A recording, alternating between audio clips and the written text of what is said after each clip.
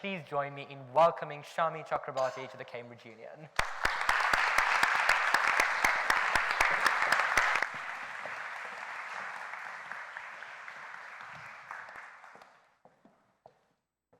Well, thank you very much. It's lovely to be back in the Cambridge Union. And whilst it's very nice to wear posh frocks on occasion, it's quite a relief not to have to do that this time. And whilst debate is great, sometimes discussion is even better. So I'm particularly grateful for this, this gentler format this evening, not least because of the events of recent days. In my adult lifetime, I have lived through events like this before, and I have lived through what can sometimes be a very difficult moment of fear, and on occasion, some very difficult and even counterproductive knee-jerk responses. And so I have to say at the outset that what one hopes for in difficult times is that Democrats keep their heads and remember that we are free and open societies, whether here in this historic chamber, or whether in the UK or in France or elsewhere in the democratic world. And it is not an answer to terrorism to shut down such open societies. So as you've heard, I am the Director of Liberty, that is the National Council for Civil Liberties. It was formed in 1934, a time very different from this one, you might think. 1934 and 2015, how could 2 years be more different, I hear you think. In 1934, there was practically no TV, let alone CCTV or reality TV. In 1934, DNA had not been discovered. In 1934, and my 13-year-old son finds this almost impossible to contemplate, there was no internet. Let alone the capacity, the great capacity that the internet has for good and ill. It's an extraordinary technological development of my adult lifetime, in its way probably as groundbreaking as the printing press before it. Very, very different times, and yet, in 1934, a time of great economic uncertainty and austerity. In 1934, the far right was on the rise all over Europe, including in the UK. In 1934, certain newspapers still in existence, I won't name them. Sometimes we protect the guilty as well as the innocent at Liberty.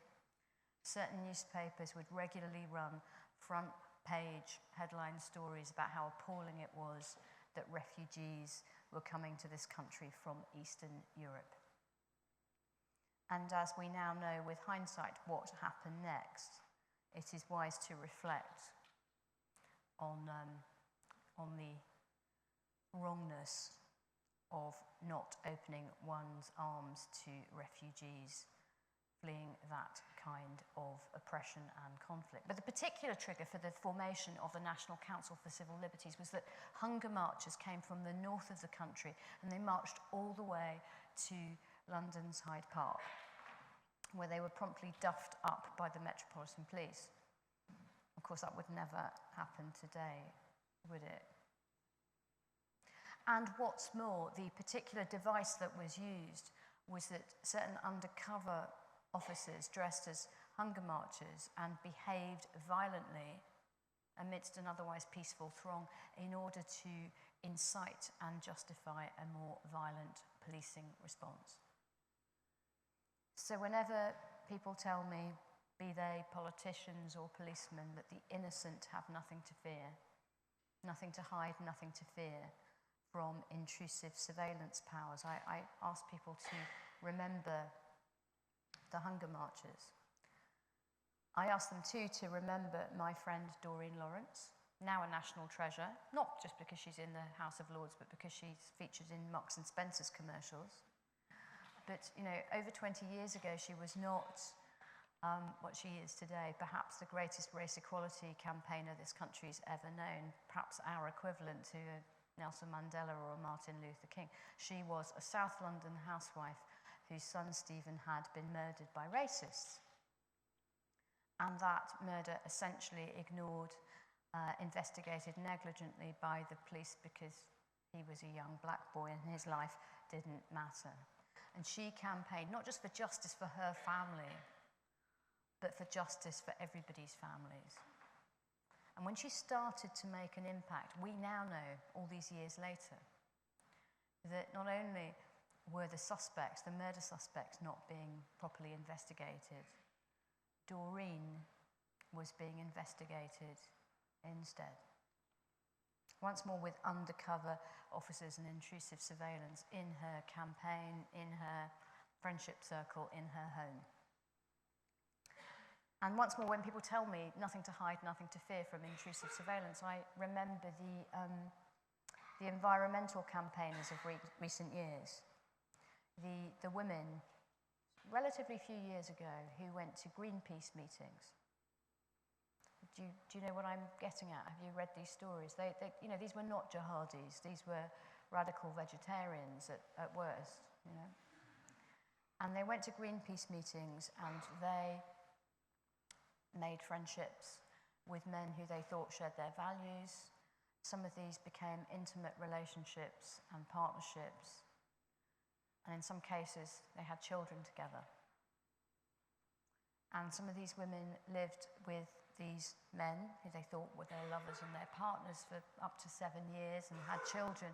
And then when the relationships broke down and the men disappeared, it was some time after that they realised that these were actually undercover police officers from the Special Demonstration Squad, keeping an eye on them because of their role in environmental dissent. So whenever you are told, whether it's a question of human intelligence or internet surveillance, that the innocent have nothing to fear, nothing to hide, nothing to fear from unchecked power. Not from, don't get me wrong, there must be surveillance power. And I'm conscious that I'm coming to speak to you just a few days after the atrocity in Paris. Of course there must be surveillance. There must be lawful and proportionate surveillance. But we are democracies. We do checks and balances to avoid abuses of power. When you are told the innocent have nothing to fear from unchecked surveillance power, please remember those hunger marches, remember Doreen Lawrence, and remember those women of Greenpeace. So, in 1934, in response to this abuse of police power, a group of people, smaller than the group gathered here this evening, decided that something must be done. And they gathered in the crypt of St Martin in the Fields Church in Trafalgar Square. You know it, the old church opposite the National Gallery and the National Portrait Gallery. And of course today they would have tweeted or blogged or Facebooked or Instagrammed or whatever it is you young people do. I can barely use my iPhone properly, but you would find all sorts of amazing ways to start that campaign. They did not have those tools. So they met and they talked and they wrote an old-fashioned letter to what was then the Manchester Guardian newspaper, now The Guardian. And it's rather a dull letter because writing by committee, as you know, is quite tricky. But the messages in it are powerful and poignant so many years later nonetheless. They had seen the oppression of peaceful dissenters, peaceful hunger marchers. They had seen the abuse of state power, and they had decided that day to form the National Council for Civil Liberties to keep watch over the entire spirit of liberty in our country. That was 1934. That was 81 years ago. And I now have the privilege and sometimes the burden and responsibility of being caretaker of the organisation, the membership organisation that they formed.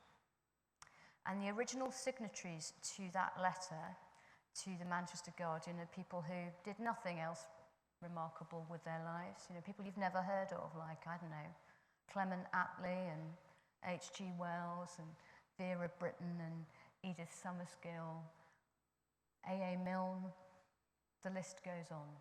Writers, lawyers, activists, people slightly to the left of the centre of politics, some slightly to the right of the centre, but they knew that unchecked power is a permanent threat to liberty. Now, the next really important moment in my story comes after World War II, after the Holocaust and the Blitz, and the scenes of survivors of extermination camps and Japanese prisoner of war camps, and once more people slightly to the left of the centre of politics, slightly to the right of the centre of politics, members of all the great world religions and people of no religious conviction at all over the world. They come together in this unique moment in human history, yet to be repeated. You know how hard it is. You read the papers, how hard it is to achieve international agreement and consensus about anything. From climate change to banking regulation, it's so hard to do this, but they did this. And it's the Universal Declaration on Human Rights. And they knew that if human beings aren't constantly to resort to violence against oppression, and that violence isn't sometimes to descend even into barbarism, we need to agree on some basic principles, some basic human values. And that's what they did. And it was a beautiful thing that they achieved in the Universal Declaration. Mrs. Roosevelt's legacy, Eleanor Roosevelt's legacy. And that inspirational document that we still admire and cherish for the most part today was reflected in regional instruments that were going to be enforceable in international law. And our own is the European Convention on Human Rights, the much maligned European Convention on Human Rights. Now, if the Universal Declaration is Eleanor Roosevelt's legacy, this is Churchill's. He was perhaps the greatest promoter of the European Convention on Human Rights in post-World War II Europe. Remember that when you hear modern conservatives trashing that tradition. It was drafted to a considerable extent by English conservative lawyers like David Maxwell Fyfe, who became Lord Kilmuir, who was an attorney and a Lord Chancellor in Churchill's government. And the idea was that we need hard-edged reflections of traditional liberal values as a bulwark against tyranny. Maybe some of these things have been cherished by instinct and nature and tradition in England, but goodness me, we need to write them down and we need to share them across the continent of Europe, a war-torn, recovering continent of Europe. So what's in there? The right to life. That's clearly not the right to everlasting life. That takes a medical or theological miracle, not a legal drafting exercise. But it is the right to positive protection of your life as a human being and to an investigation into any untimely death.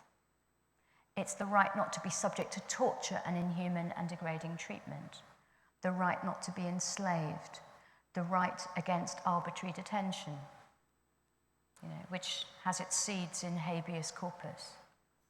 And by the way, it's no less beautiful when it's translated from the original Latin into English and other modern languages. The right to a fair trial, the right to respect for your private and family life and your correspondence, freedom of thought, conscience, and religion. It's an interesting one, even now in the modern world, perhaps especially. It's the right to the faith of your choice, the right to no faith, and I would say, crucially, the right to be a heretic in any faith community, because that's how those communities do not stultify. It's, the right to be a gay Muslim or a woman bishop or whatever it is, but that's freedom of thought, conscience, and religion, which here in the UK, I would argue, has been completely interconnected with the struggle for democracy itself.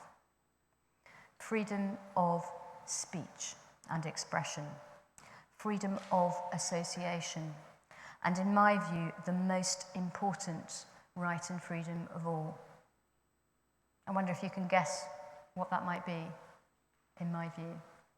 You see, when you go to primary schools, everyone sticks their hands up.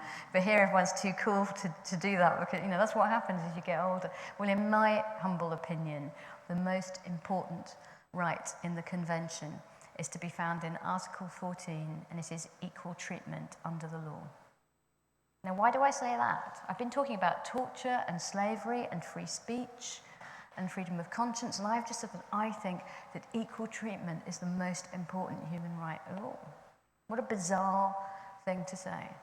Well, I suggest that because, you see, if I think we really practiced it, equal treatment, non-discrimination, these are legal terms. The human term, in my view, is empathy. Treating other people as you'd like to be treated and all of that. If we actually practice that, in reality, there would be no torture, and there would be no slavery, there would be no unjustified intrusions into speech and privacy. Because that's my experience of doing human rights work for a number of years. Everybody loves human rights, whatever they sometimes say. Their own. It's other people's that are a bit of a problem. Yeah? So right now, just for a few more minutes, my speech is free. Yours is a little bit more expensive. And the beauty of this provision of equal treatment or non-discrimination is it forces us, particularly majorities, to imagine what it would be like to be the minority, particularly the suspicious or demonized minority. It forces us to empathize. And when we are making compromises, and make no mistake, there have to be compromises with many of the rights and freedoms. There are a few that are absolute. Torture, slavery, those are absolute rights. But most of the others do allow for necessary and proportionate intrusions for the greater good and for the protection of other people. That's your privacy, even your speech and association can be compromised, but only when it's necessary and proportionate. And the beauty of the principle of equal treatment is it stops democratic majorities from making compromises for disenfranchised minorities that they would not tolerate for themselves. Does that make sense? So think about the way in which we will intrude on the rights of children or refugees in ways that we would, fingerprinting in schools is a recent tradition. Refugees were forced to carry ID cards when we were still debating whether to have ID cards for the mainstream population. All sorts of degradations will be imposed on minorities, particularly those who lack the vote or lack voting power, unless you enforce this principle of equal treatment. And the beauty of it is it's a way in which the courtroom and the ballot box can come together. Because once electorates realise that they can't just pick on minorities, and if a policy is to be proportionate, if a sacrifice is to be proportionate, whether it's rationing in times of war or curfews or whatever, there has to be everybody, not just that person over there. Then you start thinking a little bit more carefully about whether it really is a price worth paying, which is why I think empathy, non-discrimination, equal treatment is so important. So at Liberty, we campaign for the rights and freedoms of everybody in this country, and we work often and increasingly in this shrinking, interconnected world with human rights defenders all over the world, because the domestic and the international have become completely blurred. And governments must collaborate, and clearly criminals and terrorists do. We, the people, civil society, we can collaborate too.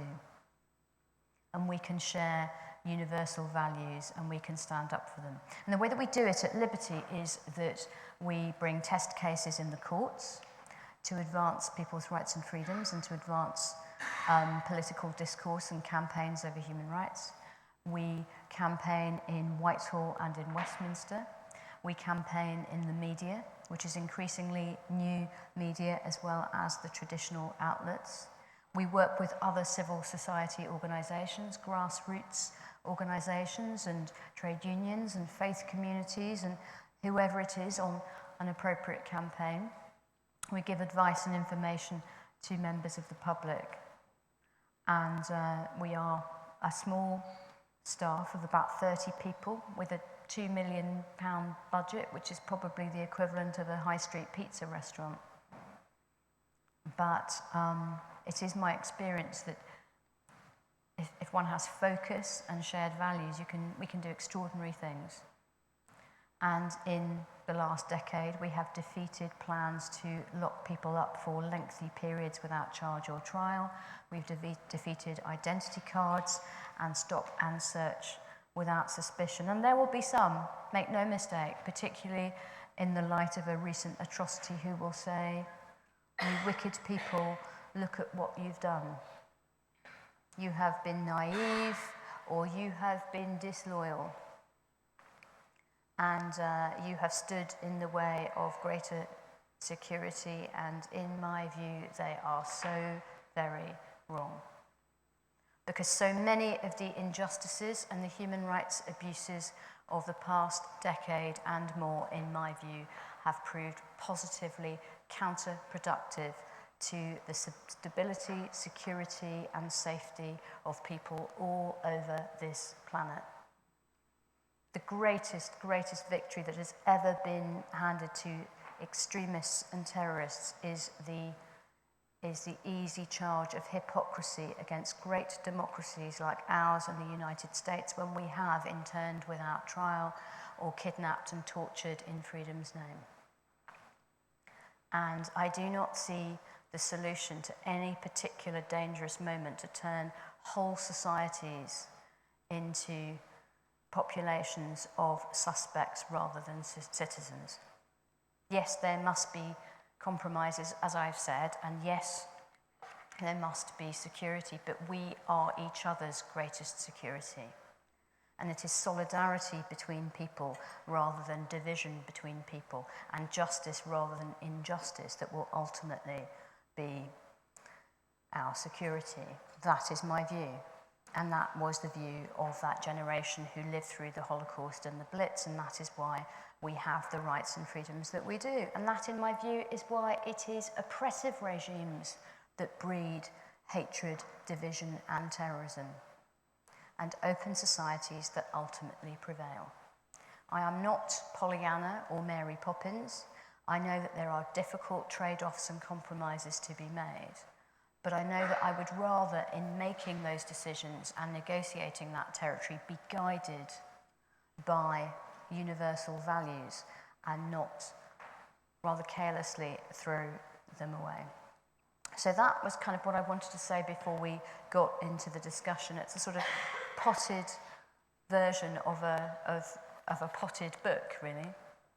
This is what my son calls my short book with large font, Mum.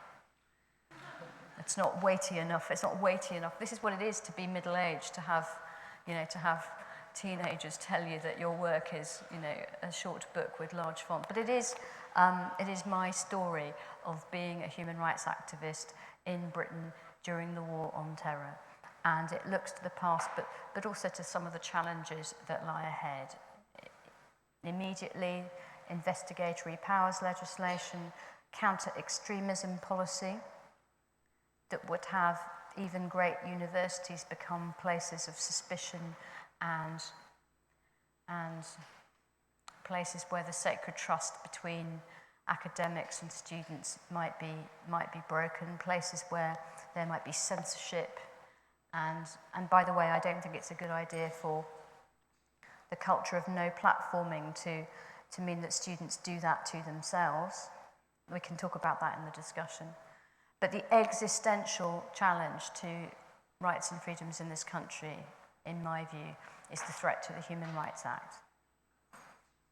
The Human Rights Act that puts those European Convention rights in our neighbourhoods, on our streets, capable of enforcement and adjudication here and not in a distant court.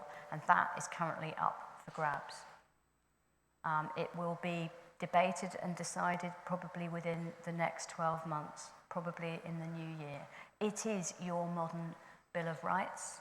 It is both British and European and international and universal, and each and every right within it was paid for by previous generations in courage and blood. We owe our rights and freedoms to people who came before us, and we hold them on trust for those who come after. Thank you for listening.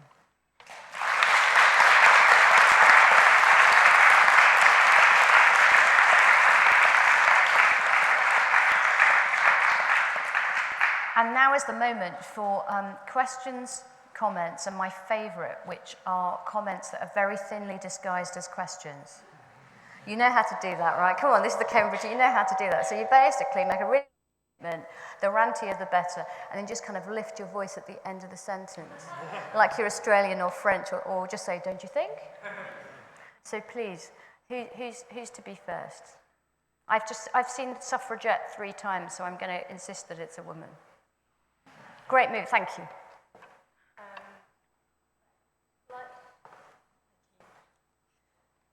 So like you, I worked for central government, then I sort of switched to the other side and started working for charities, and I sort of advocate for disabled people.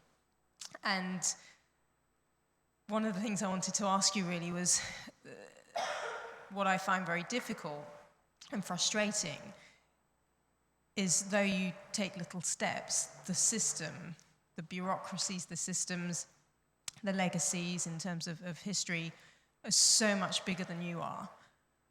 And how, you know, looking at where we are today, you know, I was watching, sadly, I was watching Breakfast TV this morning, and there was a discussion with some Muslim women and from the UK that were talking about the sort of moments and days after Paris, how they're being spat at in the street, they're being called terrorists, you know, they've been facing so much prejudice. And I was frustrated again by this sort of reaction that, you know, when something like this happens, you know, especially when it involves the Muslim community, there's a huge sort of expectation that all Muslims must apologize and they must distance themselves and they must say, not in my name. And when you've got, you know, some extremists and this massive fear and hatred that it breeds. But it is so big. How do you keep hope? How do you feel like you can make any real difference? I know you say you go to court, you try to set examples, but how do you feel you can really make a difference with the way everything is heading and what's been happening when it is on such a grand international scale? I agree with you. It's a really challenging moment, and let's be clear. I was due to come here whenever it was, weeks, months ago, but we are meeting at a particular moment, and it's not a happy moment. It's a very bleak moment, and people are grieving and smarting, and sometimes when people are grieving and smarting, they behave badly, and it's not laudable, but it does pass. It's a very, very difficult particular moment, and I think it's a more generally difficult moment. But all I can say to you is, I'm going to say 2 things. One is age, and one is solidarity. I did live through the Troubles. I did see in my sentient lifetime, the carnage that was in London, that was in Brighton, that was here on a, periodic basis. And I also saw in the 90s the relative peace in Northern Ireland. When I was young, I didn't think I would live to see that. I didn't think I would live to see the end of apartheid in South Africa. I didn't think I would live to see the fall of the Berlin Wall. And there was a golden period in the 1990s when and it was never perfect. It was never perfect, and it never is perfect. But sometimes, you think that things are immovable, and then suddenly history speeds up because it's not a straight line and it doesn't move at an even pace. But it does move. And I would also say to you, solidarity, because when people come together, they can do extraordinary things. And I try to explain that in my book, that even after 9/11, even after 7/7, even after all sorts of terrible threats and moments like this one, of real fear and the division that comes with fear, it is possible to appeal to people's better natures and better reason. And I've seen that post 9/11, post 7/7, and I believe that we get. Now, I'm not so special, right? If I feel the way I do and you feel the way you do, unless we're complete narcissists or elitists, we must realise that other people feel that way too. And sometimes it's just a question of having the tools and the courage to reach out. And this wicked old internet is also a great opportunity for that. And I would say join. And of course I'm going to say join Liberty, but you're not alone. And you know, that's I was going on about the movie. I've seen Suffragette 3 times. In many ways, it's a very bleak movie about a very, very bleak moment. I'm conscious that I'm here in the... Please, sir, I have spotted you. I don't want you to have a sore arm if you feel that you have to leave it up the whole time. I have spotted you. You know, we're here in the Cambridge Union. Somebody tell me when women were first admitted to this union. Somebody tell me when women were first allowed to have degrees at this great old university. Someone will know? 1948. It's quite late. And that was, you know, so sometimes that was a long slog, wasn't it? And now here we are, at least 50-50 in this room, I would. Isn't that wonderful? And you watch this movie, Suffragette, which I love. You see, you know, it completely explodes the idea that many of us were sold that, you know, suffragettes were sort of posh. They were all posh and they were all extreme and somehow capricious. And you have this wonderful story of Maud in the glass house laundry, with absolutely nothing, with no power and, you know, degraded in every possible way. And you see her rise to being a leader of her movement. And what that movie is ultimately about for me is solidarity, and how when people, really, really disempowered people, come together, they can make a change. So it's bleak. The movie is bleak and realistic and harsh in many ways, but ultimately I find it uplifting, and that's really what I say. This is a dark moment. It's a particularly difficult and dark moment, but the human race has been through these dark and difficult moments before, and our generation have and particularly in the first world, a place like this, we have more tools at our disposal than many who came before us, and so I just refuse to give up hope. So. I'd like to ask a comparative question.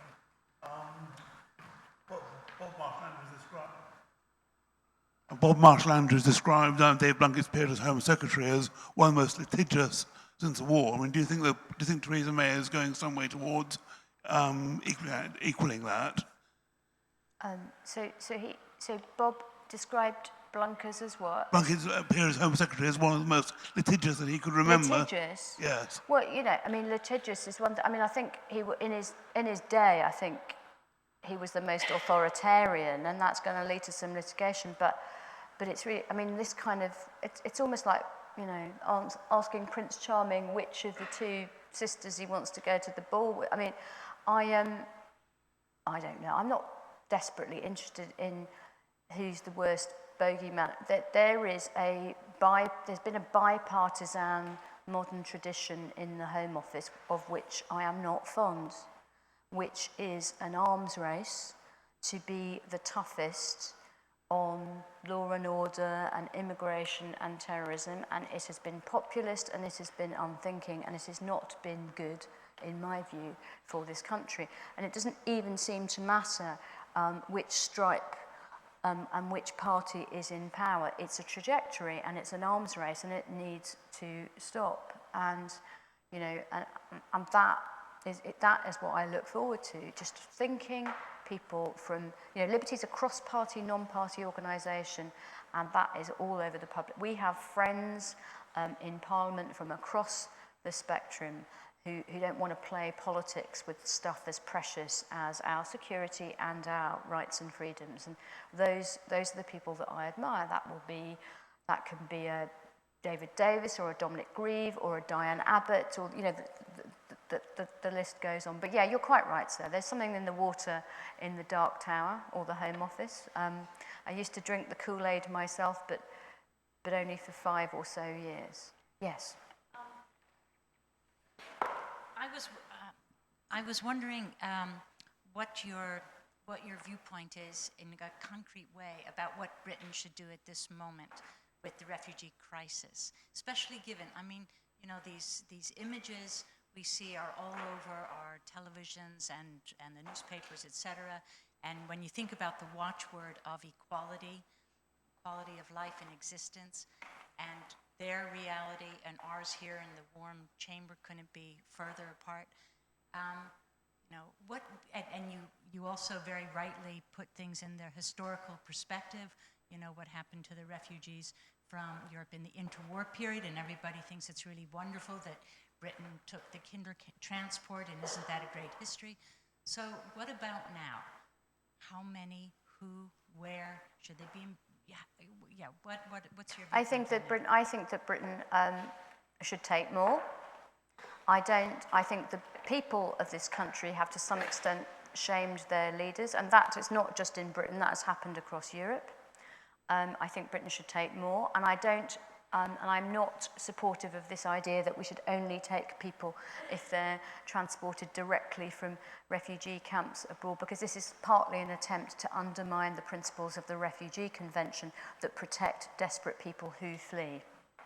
And desperate people who flee, if you believe in the Refugee Convention and if you honour it in international law, need to be protected when they get to your shores and not treated like criminals and not demonised and not segregated. And that is something that began many years ago. When I was a child and a young person, refugees were noble people who made us feel good about ourselves in the free West. They were rather glamorous Russian ballet dancers, spies, tennis players, whatever, defecting. Didn't they make us feel good about ourselves? And they were a vindication of Western democracy. And at some point that changed, possibly with modern aircraft travel and with people not just crawling across land borders in Europe or going across Point Charlie in the mist, but people actually landing at Heathrow Airport, Tamils and others who might seek refuge on the other side of the world where there are ties of empire and language and community and culture. And at that point, we started getting cold feet on this concept of the refugee and started dishonouring over time, particularly since the late 90s, this Refugee Convention, which, let's be honest, was the world's apology for the Holocaust. And anybody who now talks about renegotiating the Refugee Convention and doing it differently and not giving refuge to desperate people who get here by whatever means they can, because that is what the Refugee Convention is about. Anybody who does that is literally reneging on the world's apology for the Holocaust. Yes, let's go further back now. Let's have some.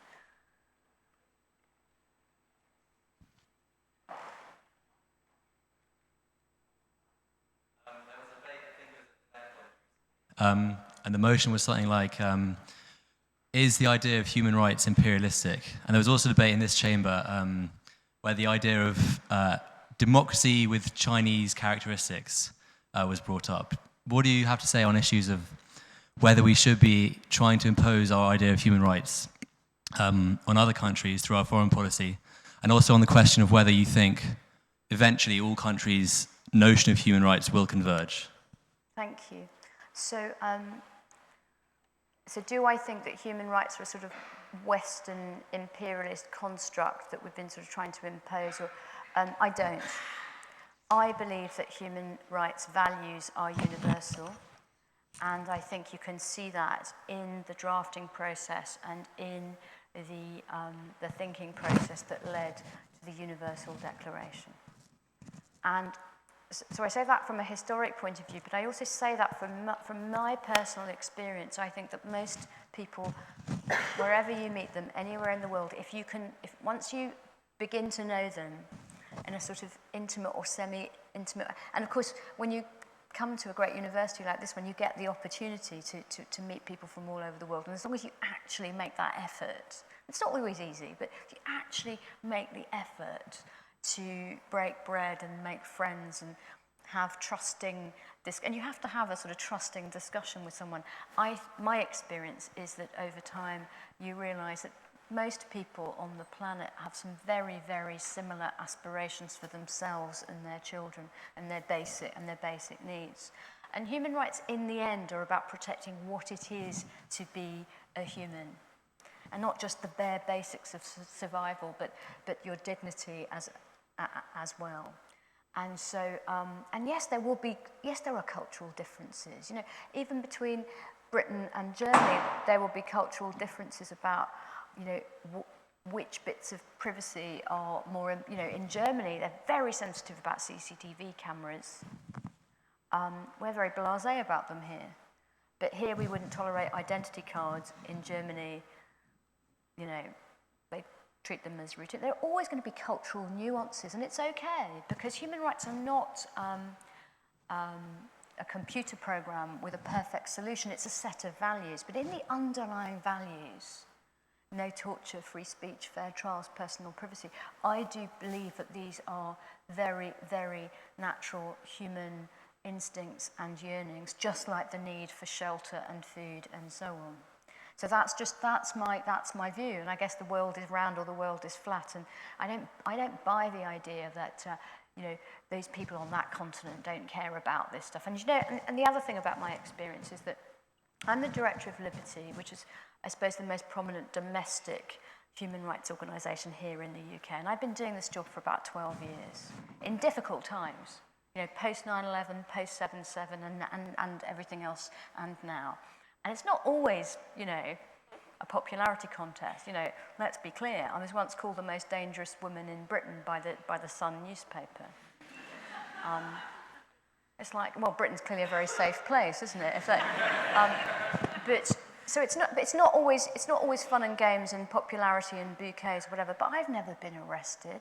I've never been really censored. I've never really been in fear of my life. But my equivalent human rights defenders in these countries that are supposed not to care about human rights, right? In the Middle East, in China, in Korea, they're the people who put their lives on the line in ways that I don't.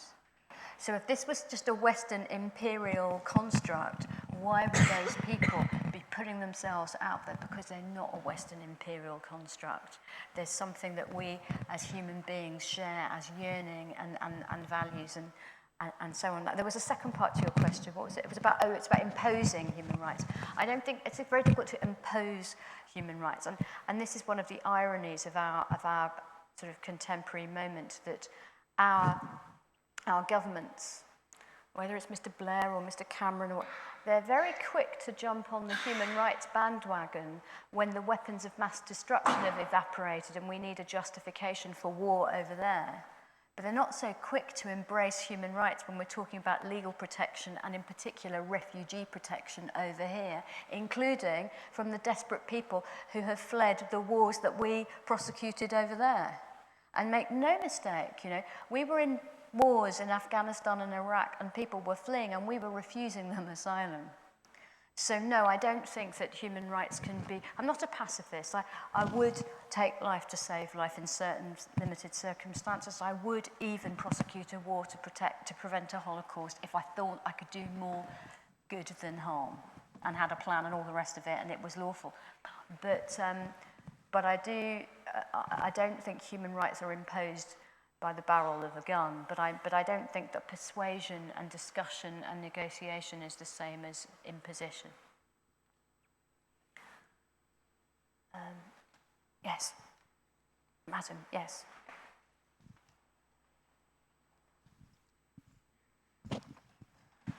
Hiya, thanks so much for your talk. So my question really, we're all from Amnesty, and we're currently trying to run a student campaign to get students engaged with the threat to the Human Rights Act. And a question I'm asked a lot is, why are the government scrapping the Human Rights Act, and what are they going to replace it with? And these are both questions that no one really seems to know the answer to.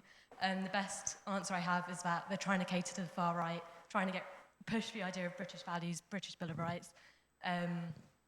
But I guess my question to you, and I'm sorry if it's quite a hard one to answer, is what do you think the government want from this, and what are they going to replace the Human Rights Act with? So you can, I mean, there's quite a lot of stuff on this on the Liberty website, and we do have some clues, right? So it is to some extent shadow boxing, because this so-called British Bill of Rights and Responsibilities with Common Sense. You know, the longer the title, it gets a little dodgy. That's a little clue, right, to new legislation. When it's like really, really long and there's a kind of when you do my job, there are certain adjectives that you learn not to use or overuse because people stop listening. One of them is Kafkaesque. Another is Orwellian. I'm looking forward to one named after a woman writer, because apparently Dickensian isn't after Emily, it's Charles. Anyway, so it shouldn't bang on about things being Orwellian. So I keep trying to use other words. I went through a period of chilling, and then I started overusing that, and some smartass on Twitter said that Chakrabarti finds everything chilling. She sees refrigerators everywhere, you know? So, okay, but for me, Orwellian is actually not about how many cameras you have in the street, even if you have too many. Orwellian is the abuse of language, and the way that when you abuse language, you can contort ideas, and ultimately, that's an easy way to abuse people, you know. So it's like the War on Terror and Extraordinary Rendition. You know, Extraordinary Rendition wasn't beautiful singing. It was kidnap and, you know, things like that is 1946, Politics and the English Language by George Orwell. And so, yeah, when you see these bits of legislation that have got like really long, convoluted sort of, so the British Bill of Rights and Responsibilities in Common Sense is what it's sometimes been called. But there are clues. I mean, so there was a paper published just over a year ago by Chris Grayling when he was Lord Chancellor. And there's nothing that really suggests that the policy has substantially changed. And what was being floated there was, first, it's British. So one of the plans is we don't want to have human rights for human beings. We basically want to have lesser rights for foreigners. So we're going to have essentially citizens' privileges. And I would really warn you all against that. Because the thing about being a human is you're always a human. You could be treated badly and treated well, but you are a human from the moment you are born. Every newborn baby, every newly arrived asylum seeker, anywhere in the world. So if your rights are pegged to your humanity, that is an important protection. Citizenship sounds great, but it is a privilege. And it is given or taken away by whoever the political community or the ruler is. And look at the way in which countries take citizenship away from, and not just, you know, dictatorships. It's, you know, there are powers to take, and so anything that's, when your rights are just pegged to your citizenship, get worried about that. But of course, this is division and xenophobia and so on. We're going to have lesser rights for foreigners, i.e. refugees and migrants. Another thing is that it was suggested in the Grayling paper that people who've abused their rights should not get their rights. Now, this is about suspect people and criminal people and prisoners voting and all of that. And again, I would just counsel caution here, because people who are suspect and people who are in detention, and even people who have done bad things, people who have not respected others and even lost their self-respect, still need some basic protection if you believe in human rights. And we can all be suspect one day. And there are so many stories in my short book with large font about how powers that were passed in the name of fighting jihadi terrorism and so on end up being used against, you know, against bankers and you know, all sorts of people in corduroy trousers and blazers who never thought it would happen to them, in a nutshell. And then the other thing that was suggested was that that the MOD should never be challenged by human rights legislation. That great Department of State has got a real beef with human rights. And they don't think that they should be immune from human rights challenges, which is not great if you are an Iraqi who's been tortured whilst in detention, courtesy of Her Majesty's Armed Forces, but it's also not great if you are Anne-Marie Element, who served in the Royal Military Police in Germany and complained of being raped by her comrades. And the investigation was conducted by, guess who? The Royal Military Police. And guess what? That was a rather short and cursory investigation and came to nothing. And then she was bullied for making her claims, and bullied, and she took her own life. And it's only thanks to the Human Rights Act, Article 2, the right to life, that we were able to get a new inquest, a new rape investigation after her death by a civilian police force. And a couple of weeks ago, 2 soldiers were charged with her rape. Now, under a plan to immunise the MOD, or to say it could never apply outside the territory, no justice for Anne-Marie Element and her family. And then the final piece of the puzzle is I'm told that the government says there will be nothing for so-called trivial cases, trivial human rights cases. And I suppose, who decides? Because it's not a human rights violation if it's trivial, because so many intrusions are allowed into your privacy in your speech and so on, if it's proportionate, if it's necessary and proportionate. But ultimately, in any proper Bill of Rights framework, the judges will decide, not the politician of the day. And so that's concerning. But also, what is trivial human rights abuse? I don't know. Maybe Rosa Parks should have just gone to the back of the bus. I mean, what was her problem? There were seats at the back of the bus. Yeah? And those gay couples should have just, when they turned up at the B&B and there's no room, there's a B&B. Discrimination in particular can often seem trivial unless you're the person being turned away, and you know what that does to people and societies. That's not trivial. And then, I don't know, maybe if your elderly relative was dying anyway in the hospice or the care home, but in the final hours or days or weeks of their life they weren't treated decently, weren't fed and watered and taken to the loo and just left. But they would have died anyway, but their ill treatment is revealed. Maybe that's a trivial human rights abuse. I don't think so, and I think that I would prefer a judge rather than a politician to decide. So those are the sorts of clues that we have seen in the Grayling paper. And why are they doing it? Well, it is more politics than policy. There are some philosophical instincts which are authoritarian, and there's a kind of it's not just one party. There are some people of my sort of middle-aged generation in politics who think that the only legitimate power in a democracy is elected power, and they don't kind of get the rule of law, and they don't have respect for the judiciary. There is a bit of an instinct there, but I think ultimately this is pretty nasty dog whistle politics. And I think there are people who, all this stuff about the EU, they ultimately want to stay in the EU because of money and markets, but they want to have a go at being sort of populist and Eurosceptic with the bashing the human rights. And that is a funny sort of Europe. That is not a very attractive Europe to me, one that is just about internationalism, that's just money and markets and terrorism and organised crime, but not about people and human rights values. That's a pretty troubling future. Have I got time for one more question? Well, my mind is saying, yes, I'm getting nods from the people. Yes, sir, right at the back.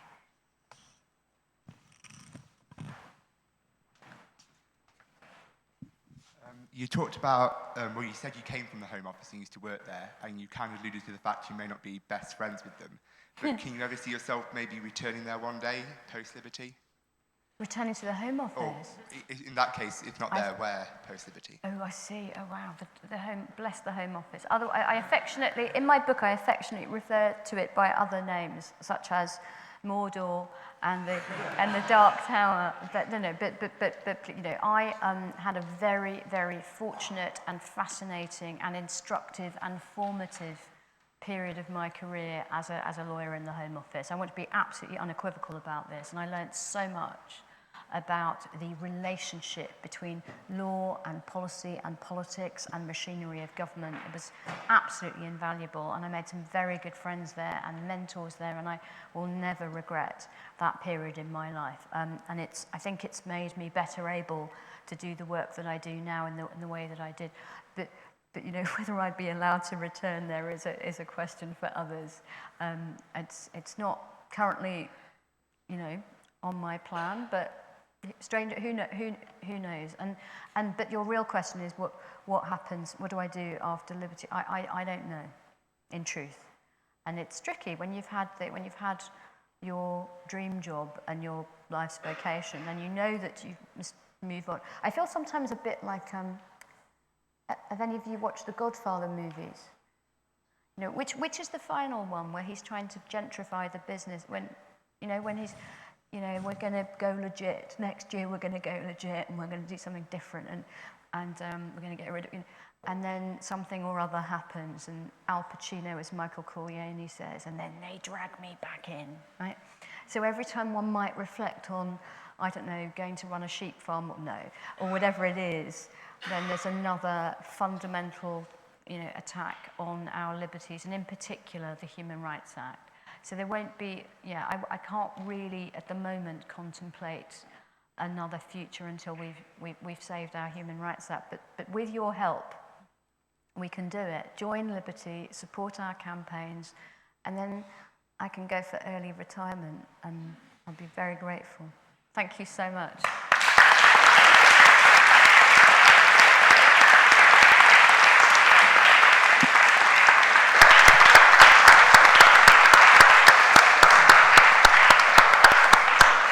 Thank you so much for such a fascinating talk and for coming all the way here to Cambridge to speak to us. Just a couple of announcements from me. Tomorrow at 7 p.m, the union will host Fern Britton. She will be speaking on a variety of things, including women in the media, so do come along if you are free. On Thursday, the union will host its first ever police debate on assessing the effectiveness of Her Majesty's police force, and it would be fantastic to see you all there as well. If any of you would like to get involved in the speaker invitation process and write invitations for people like Shami, do email speakerselect@cus.org. Speakers Committee meets every Thursday at 5 p.m, and it would be fantastic to see you all there. Once again, thank you so much for coming all the way to Cambridge to speak to us. This is our 200th anniversary year, and it's such a pleasure to have you here as part of that. Hope you can all join me in thanking Shami Chakrabarti for coming here to speak at the union.